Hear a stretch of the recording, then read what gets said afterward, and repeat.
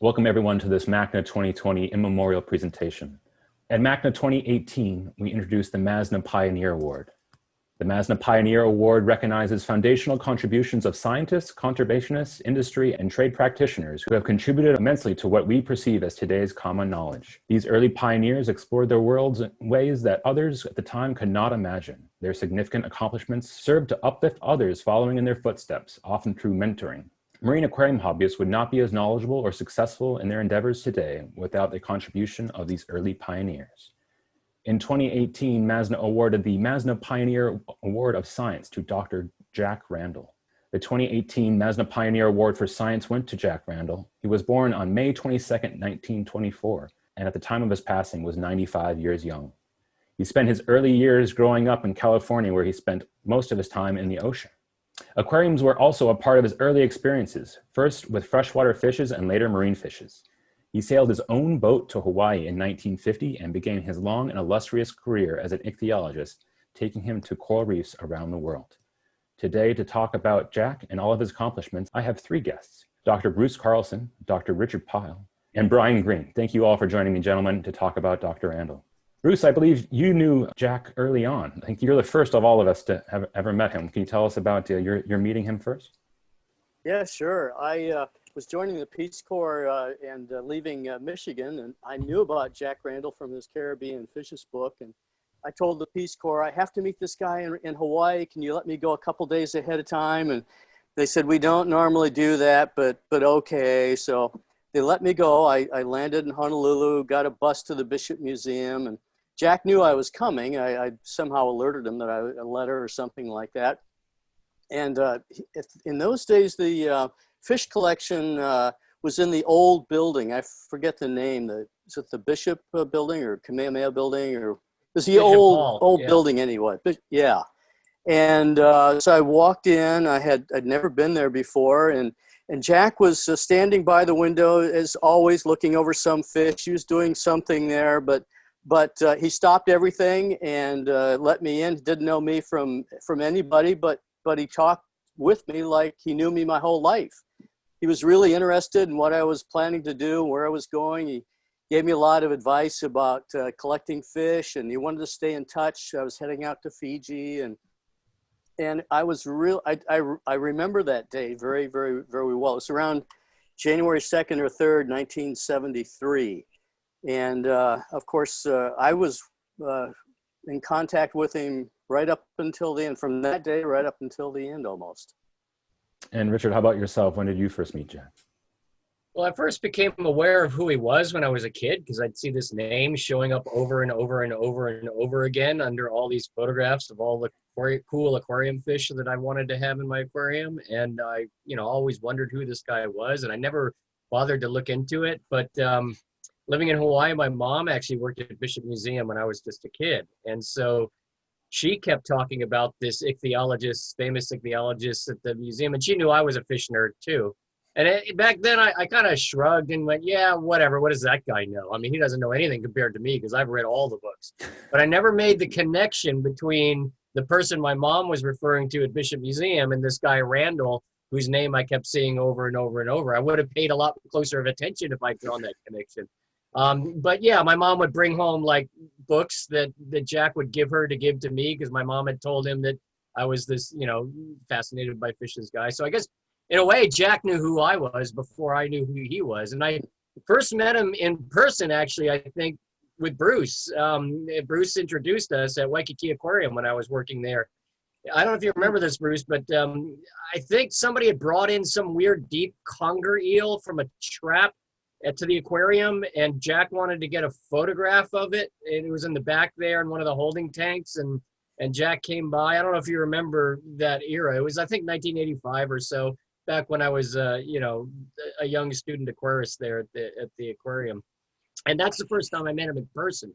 And then just a few months later, I ended up living in Palau. I dropped out of college because I was tired of school and had an opportunity to go become a fish collector in Palau. So I went to Palau, and then Jack came down while I was there, and I spent like 10 days, 2 weeks diving with him every single day. And that's when I really got to know him. Wow, that sounds like an amazing experience. Brian, how about yourself?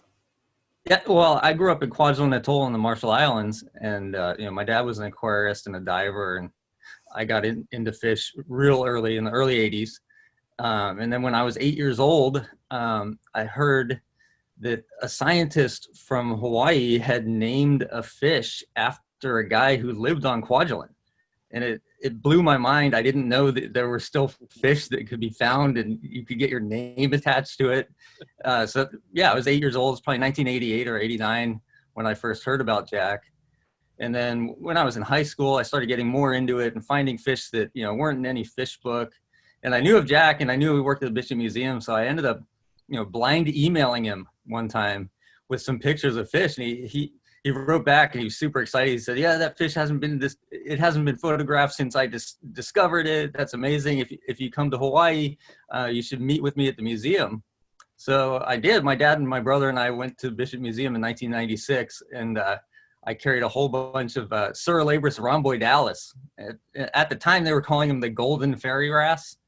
And we met Jack at the museum, and I thought I had a new species. He immediately just told us that he had discovered it in 1988 also. And but he sat with us for hours and told us stories about his adventures around the Pacific and showed us the whole fish collection at Bishop Museum.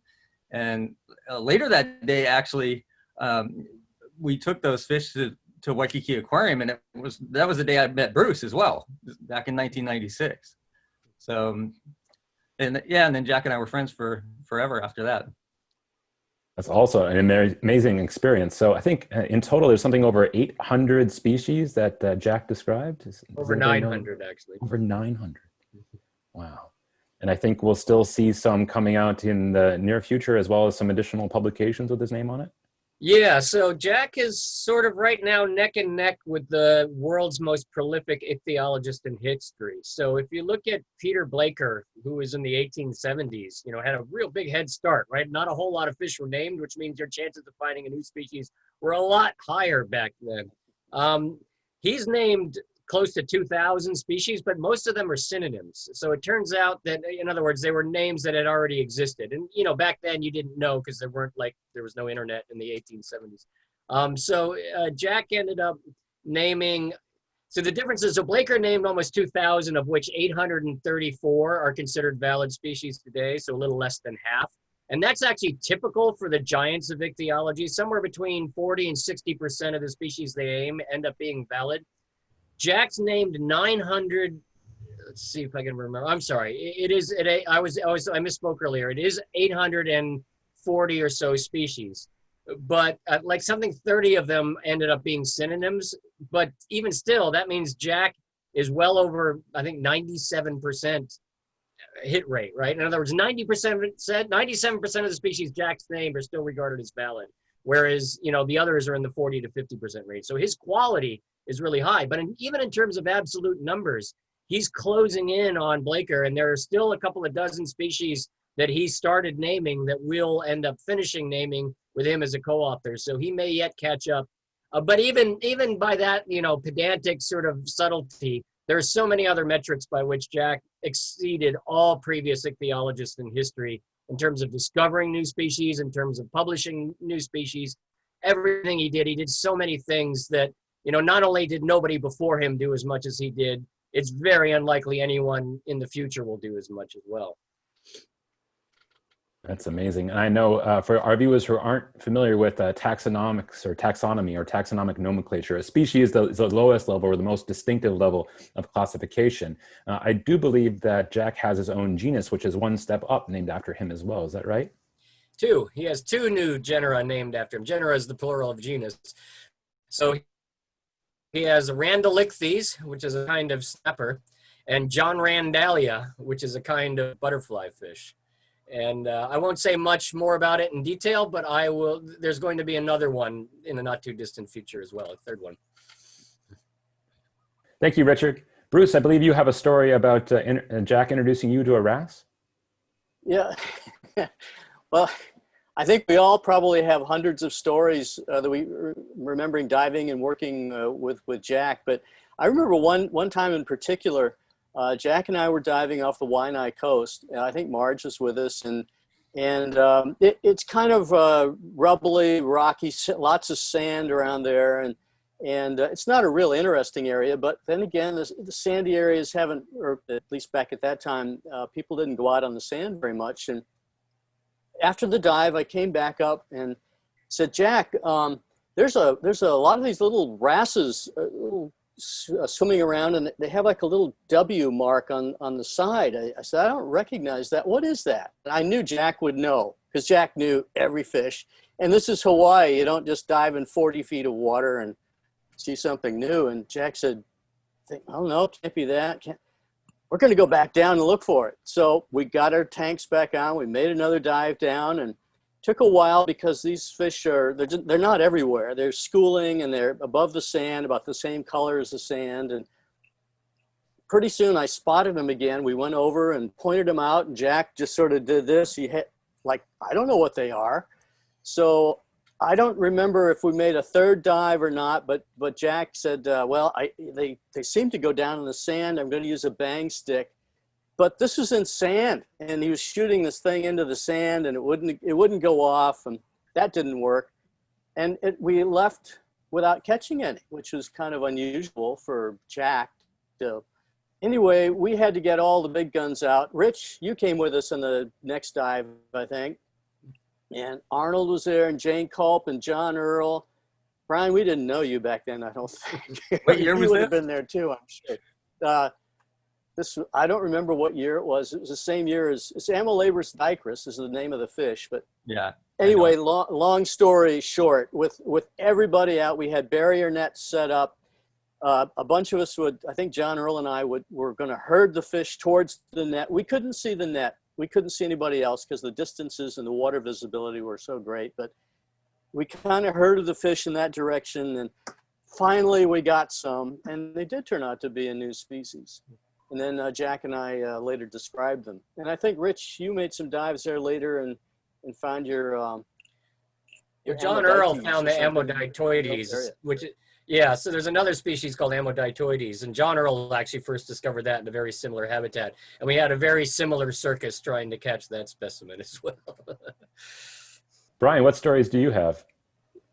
I was just blown away that, even at 80 years old, he was willing to come dive with me as a 24-year-old, doing some pretty intense diving down to 50 meters, where we would dive down to 50 meters, spread rotenone or fish anesthetic over the sand, swim back up to 10 meters, wait about 15 minutes, then bomb back down to 50 meters to collect the specimens. And yeah, I was young at the time, and Jack was 80, and he was still, I had a hard time keeping up with him. So If our listeners and our viewers have any stories they want to share about Jack or memories, where can they go online? So we set up a website the URL is jerlegacy.com. And if you go there, you can post your memories, your photos, even if you never met him. A lot of people who posted there never met him, but were somehow inspired by him or influenced by him or were admirers or whatever. But if you could spend hours reading all the posts that have been up there, and there's some of the greatest luminaries in marine biology have posted, some really, really interesting and compelling stories. So I'd encourage everyone to go read that and post to that. Well, thank you, gentlemen, for joining me here today to talk about Dr. Randall and his legacy. Thank you. thank you. Mhm.